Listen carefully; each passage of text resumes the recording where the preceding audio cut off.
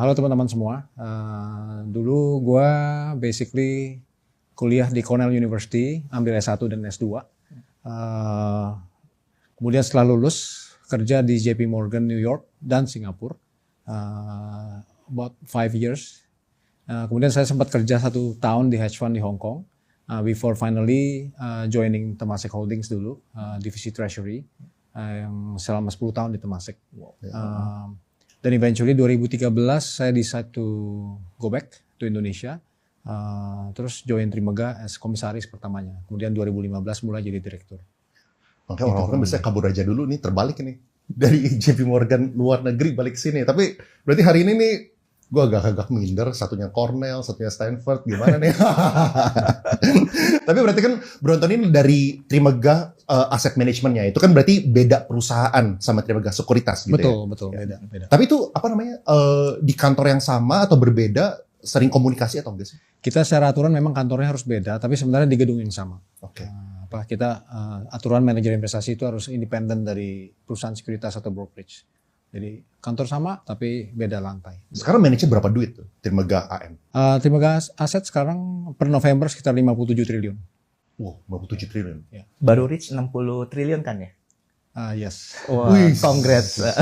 Itu kalau misalnya boleh tahu ya, split antara yang konservatif, artinya yang RDPU, RDPT, sama yang RDPC, campuran sama yang saham, itu berapa persen tuh kira-kira? So far yang lebih agresif ya dari in your terms saham dan campuran sekitar 10%, 15% Oh gitu? di buku kita. Jadi Mayoritas sebenarnya masih RDPU sama RD. betul. PT Mayoritas berarti? masih konservatif.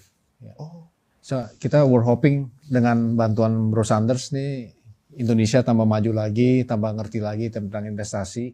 Jadi mungkin risk appetite-nya bisa nambah iya. ke reksadana yang lain. Campurannya. Iya. Berapa nih emang kontribusinya? Waduh. Berapa duit dari 60T itu berapa Kecil duit? lah, kecil lah. Kecil cuma 70, lo lewat. Jadi saya bilang relationship kita goes beyond business ya. Betul. Iya, Jadi iya. pas dulu gue raise fund pertama kali dari Northstar, itu salah satu yang diajak Pak Patrick itu Pak Antoni ini. Buat apa mas nih? Untuk yang ngobrol-ngobrol lah gitu. Oh, buat make sure nanya Sandar bener atau enggak? Betul. Oh gitu. Oh jadi didinya lewat Bro Antoni. Iya. Oh. Lewat Bro Antoni nih didinya. Terus lolos nggak? Lolos makanya dapat Lolos funding. lah. Tapi ada datanya nggak sih kalau misalnya kita ngomongin tahun ini 2025? Tahun 2025 ini kan kelihatannya kayak banyak dramanya kan. Di awal-awal apalagi ya sempat banyak fear, sempat ada demo yang super besar. Bu Menteri Keuangan sempat diganti dengan Pak Purba gitu. Nah dari segi asing ya, fund